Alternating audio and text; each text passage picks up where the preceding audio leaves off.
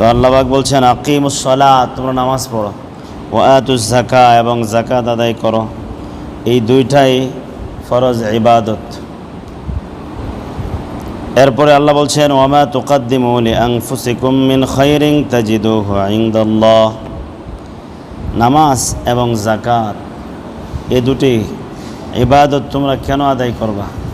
কারণ হলো এই দুইটা আদায় করলে এক তো হলো ফরজ আদায় হবে, দ্বিতীয় হলো তোমাদের আমল নামায় আখেরাতের জন্য নেকি জমা হয়ে যাবে। আর এই নেকি যেটা তোমরা জমা করলা আখেরাতের জন্য পাঠাইলা, ওইটা আল্লাহ পাকের সামনে গিয়ে তোমরা পেয়ে যাবা। তোমরা যে নাকাস, যে নামাজ, যে যাকাত তোমরা আদায় করো, যে দান সদকাগুলো আদায় করো, এগুলো বিফলে যায় না, বরং এগুলোর নেকি সঞ্চয় হয়ে থাকে।